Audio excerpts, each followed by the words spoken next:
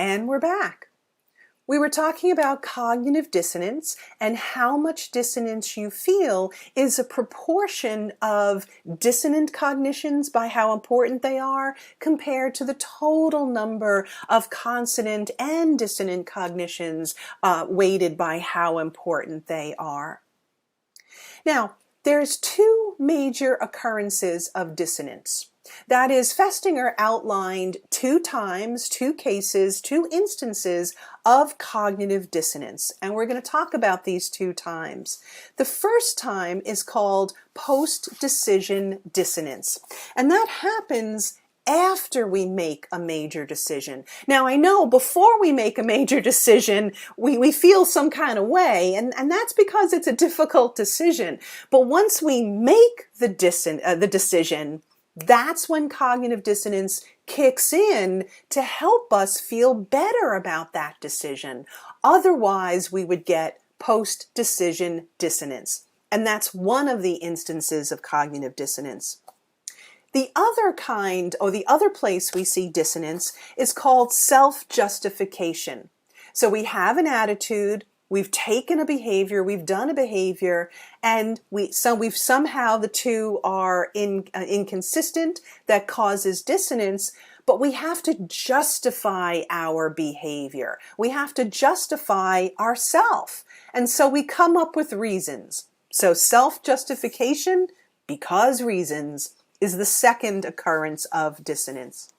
We're going to talk about each of these in turn. So let's start with post-decision dissonance. So every time we make a decision, after we make that decision, it's instantaneous. It's split seconds. It's hard to make a decision, That's one thing. That's not dissonance. But once we make that decision, we've got to do what? Otherwise, we'll feel dissonance. We've got to convince ourselves that we've made the right decision. Because if we think we might have made the wrong decision, we're going to feel dissonance, and we can't have that. So after we make the decision, we convince ourselves that we've made the right decision. And we do this in a very specific way. This post-decision dissonance is very specific. What we do is after we make a major decision, the one we've chosen, the alternative we've chosen, looks better and better and better.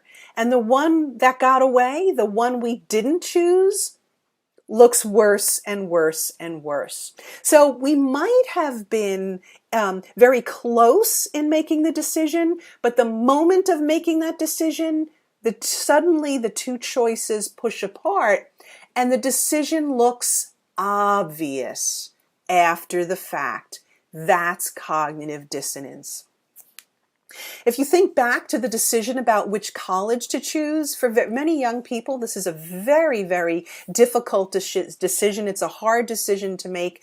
I can remember going through a lot of angst, a lot of emotion. Is this the right decision? Is this not the right decision? Because I kept a journal at the time. So I have it in black and white. What a difficult decision this was for me. But once I chose, suddenly it became obvious that my chosen college was indeed the best one for me. And the ones I didn't choose were clearly inferior colleges.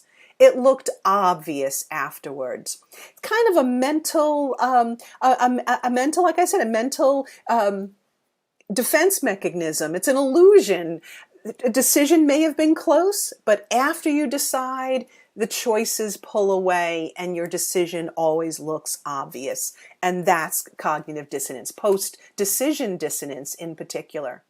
Your book has a very cute example, the cheating pyramid. This is right out of your book. You get two people, let's say, who have very similar attitude toward cheating. One person is thinking, well, it's really not such a good thing. And the other person's like, yeah, but, it's really not such a bad thing. So their decision is kind of close. But once, that's their attitude, is very close. But once they've taken action, now they have to justify the behavior. So if you think of this person on the left, maybe they cheated. Now they think, oh, it's not so bad. It's not so unethical. I really needed this grade. So once you cheat, you now see that choice as a better choice, as a good choice. Whereas over here, he didn't cheat. And his decision to not cheat makes him become more committed. Cheating is really wrong. Everyone loses. And then by the end, they're very far apart. The person on the left, oh please, it's no big deal. And the person on the right, it's disgusting, expel cheaters. So what's happened is two people started with very similar attitudes, but once they've chosen to act on those attitudes, now their final attitudes become way further away because each one has made the decision and convinced themselves why it was a good decision. So the process of post-decision dissonance. Now, so you're telling me that after a decision, we change the way we feel about the chosen and unchosen alternatives? Yes, that's exactly what I'm telling you. That we feel dissonance when the decision is important. That is, the more important the decision, the greater the dissonance you'll feel. When the decision is irrevocable, meaning you can't change your mind or no backsies. And when the decision is permanent, when it has some lasting consequences.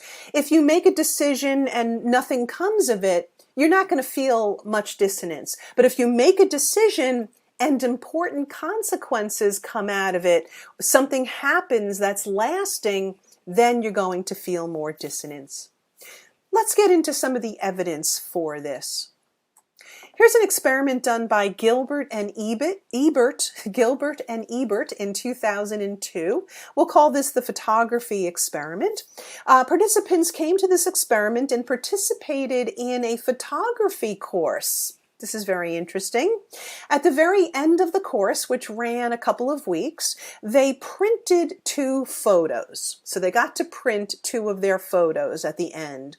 They were asked to donate one of their photos to the study as an example of student work. And they were going to send this photo to London, to England, to document the success of this little photography course that they just took. Now, this is where subjects were randomly assigned into one of 2 different conditions. Subjects in the changeable decision were told, so you've printed 2, choose which one to keep, which one to send, and the one that you've chosen to send would be here for a few days. If you change your mind, come back, because we're not sending them to the UK till later in the week. So they could change their decision. But subjects in the irrevocable choice decision or the irrevocable decision condition were told, take your time. There's no chance to change your mind because we're going to send the photos off tonight. And then the dependent variable was after the subjects chose, which print do they prefer? And they came back and asked people what they thought. They asked them right away. They asked them a few days later. And that's the question. After a few days, how are people going to feel about the option, which one they sent away? Now, let's think this through for a moment and in a way review what's happening here. You just finished a photography class. You get to pick 2 photos. Now, which 2 to pick is already a difficult decision. You get to walk out of the experiment, you think, with 2. So chances are the 2 you pick are both very near and dear to your heart. But now you've got to pick one of those 2 to be sent away and one you get to keep. In the changeable decision, you can change your mind. You can come back. But in the irrevocable decision, you better get it right because there's no chance to change your mind. And then people are asked, well, which slide do you like? Which slide do you feel better about? So here's their results.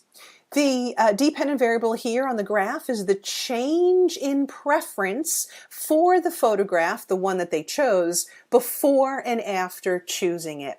And when you're able to change your decision, you like it less. But when you can't change your decision, then you come to like it more. So in other words, the two photos were the same. You have to choose to send one away. How much do you like the one that you got left with at the end? I love it. When I can't change my mind, I'm not so happy with it. When I can change my mind. So subjects in the irrevocable choice decision condition were happier. In fact, what was interesting is we like to have choices. I mean, people as a general rule like to have choice, but this experiment suggests that we like our chosen options better when we have no choice. Because when we have no choice, dissonance kicks in. If you've ever gone shopping, perhaps you've realized this, especially when you try to buy formal clothing or things on sale. Sometimes things on sale are not returnable. Well, you better love it. So you convince yourself you loved it because it was on sale. That's the dissonance. But if you can always change your mind, then you never have to be happy with it. You don't need for the dissonance to kick in, that post-decision dissonance. So kind of interesting. What this also suggests is that even the illusion of irrevocability triggers the dissonance-reducing tendency. And we've seen this. Let me say this again. So even the illusion that a choice is done is enough to kick in the dissonance-reducing tendency.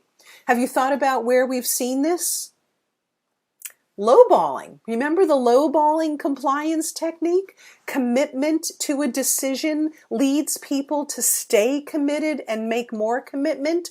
Now you can see why. Once you've made a decision, once you've committed, now the dissonance reduction has kicked in and you can't ever imagine going back or giving up the one you've chosen.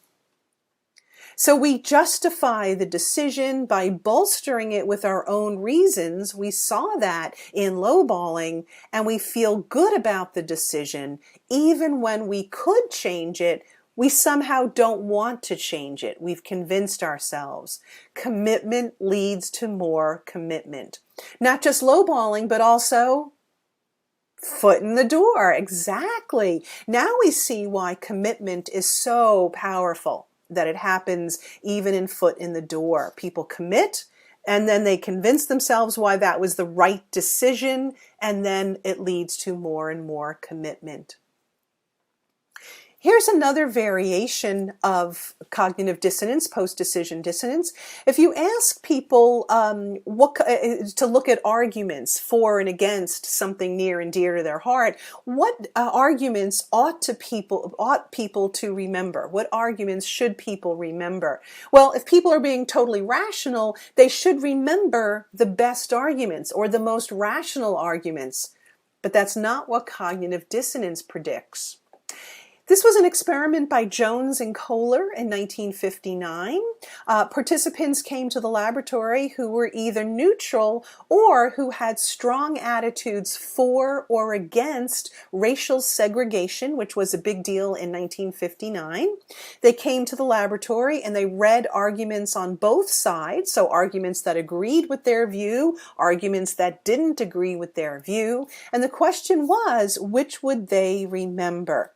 So again, rationally, they ought to remember the very best arguments, but that's not what cognitive dissonance predicts. They predict otherwise. What did subjects remember best? They remembered the plausible arguments that agreed with them and the implausible arguments on the other side.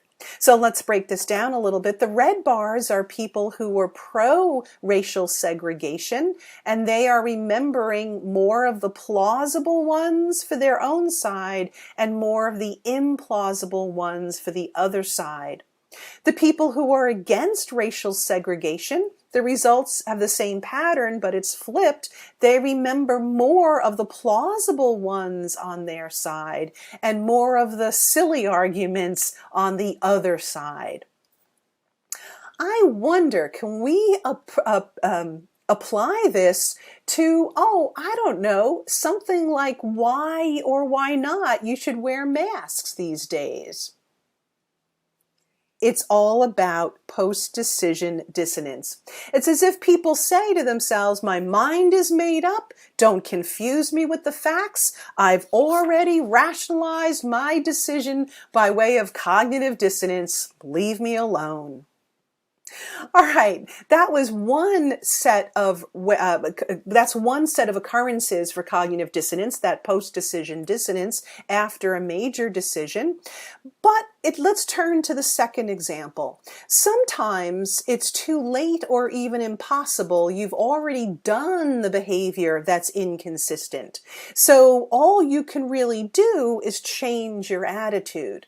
So what we're saying here is that sometimes you have an attitude and you behave, and we talked about the consistency between attitude and behavior, and under those special conditions when they're likely to be consistent.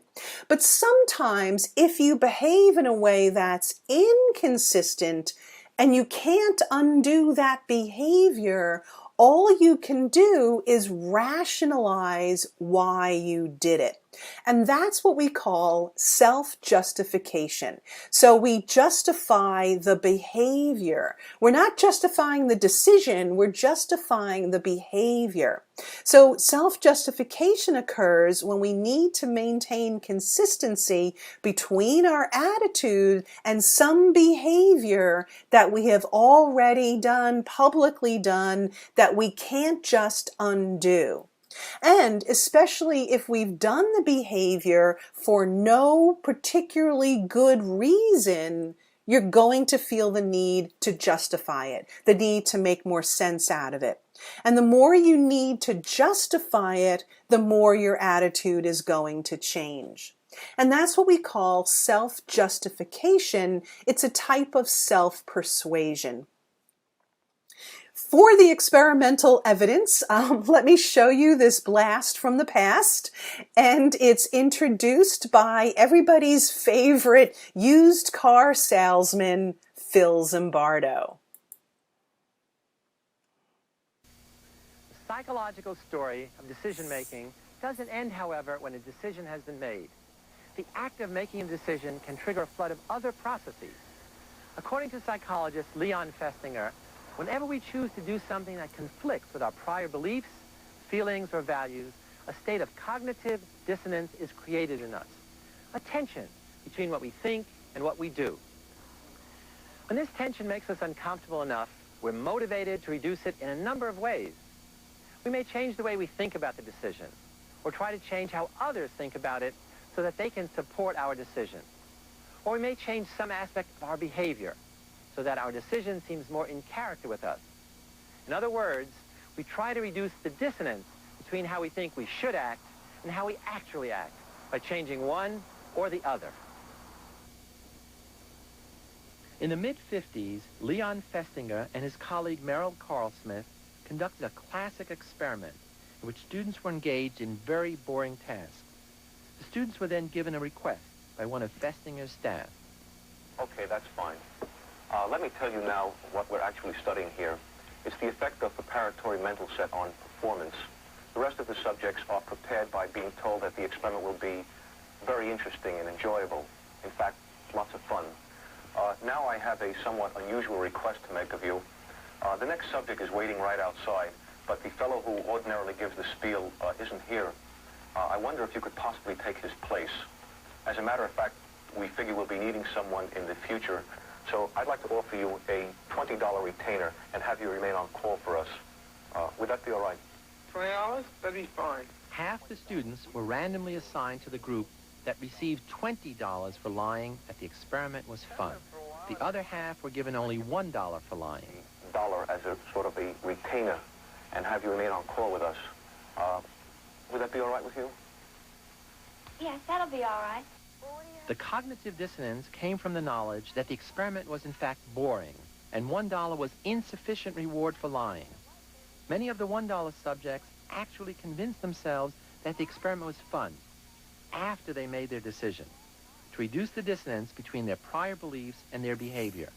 They came to believe a big lie for a small incentive. To a girlfriend of mine who participated in an experiment last week, and she said it was very tedious. Oh, I don't think that was the same experiment because this one wasn't boring at all. I didn't think so. The $20 subjects, on the other hand, felt no dissonance because they felt comfortable in lying just for the money. He said it was pretty miserable, and that I should do everything I could to get out of it. Well, I think maybe your friend was wrong. Perhaps it's a different experiment, because this was a lot of fun. It appeared to me as if it were a puzzle. We had to turn these knobs, and I tried to figure out what we were doing it for, but I really couldn't figure it out. Perhaps you'll have better luck. Other theories might predict that the man who is paid most would have the highest motivation for enthusing over the dull task and would be most sold on it himself. Cognitive dissonance theory leads to an exactly opposite prediction. The man who is paid $20 knows that the task is dull, but he also knows that he had sufficient justification for saying that it wasn't. Did you enjoy working on the manual test? Well, it really wasn't too enjoyable. In fact, it was rather boring. How about the man who is paid $1? He knows the task is dull, but he has two discrepant thoughts. He also knows that he did not have sufficient justification for saying that it wasn't. For him, there is dissonance.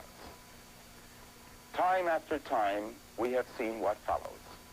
He reduces the dissonance by changing his opinion about the dullness of the task.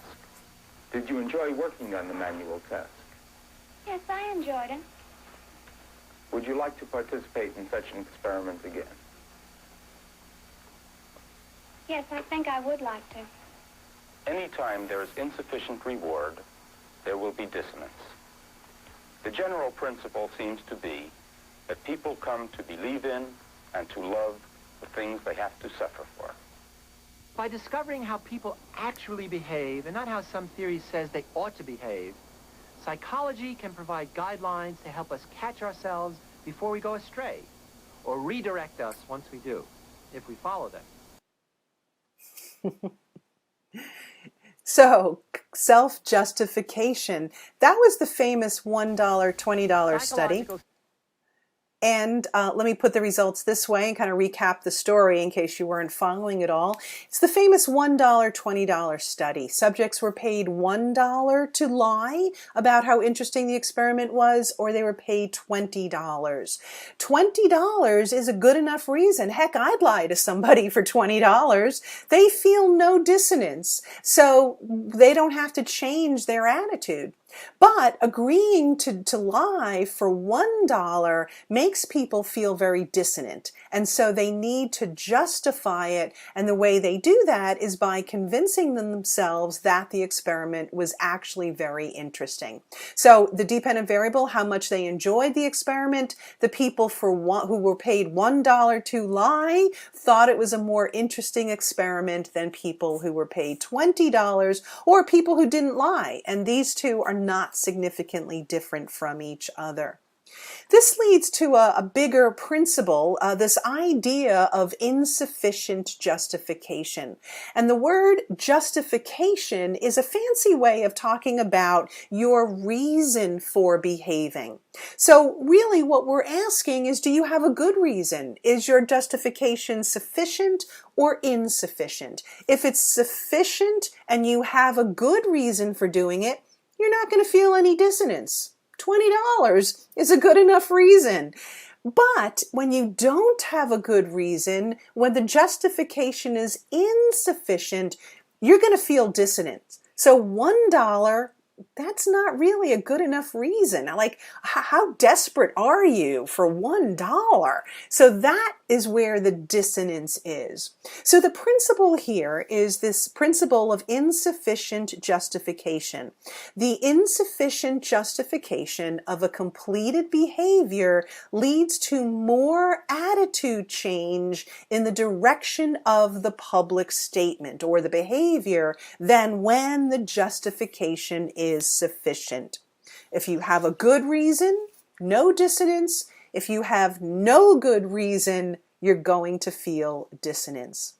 So by justification, that reason can be to get a reward, $20, that's sufficient. $1 is insufficient. It could be to avoid a punishment. It could be because you really want to do something, because it's intrinsically interesting to you. That's a good enough reason to do something. Maybe you want to help out a friend, right? That's a good reason to do something. Zimbardo, speaking of Zimbardo, did a fascinating study where he got people to eat grasshoppers. And they either did it for somebody they liked or they did it for somebody they didn't like. And eating a grasshopper for somebody you like, as weird as that sounds, that's a good reason. No dissonance. But when you eat that grasshopper for somebody you don't really like, that causes dissonance. So at the end, when they asked people, how about the taste of those grasshoppers? They liked the grasshoppers more in the condition where they ate it for a disliked person. This was all part of an experiment on survival foods, and it was couched in military terms, so it made some more sense to the subjects than it does to you or I looking at this experiment now. But it does come back to justification. So what we're saying here is that insufficient justification, no good reason for something or not enough of a good reason to do something, leads to more dissonance. And when there's more dissonance, we have more attitude change to match that behavior than when the justification is sufficient. And there's all different kinds of rewards or different kinds of reasons that can act as justification. And we're going to talk about some of these, and your book talks about more of these. The justification of reward, like the $1, $20 experiment. The justification of threats of punishment. Justification of loss. Justification of effort. Justification of being kind to a person, and justification of cruelty, being not so kind to a person. We'll pick it up here in class.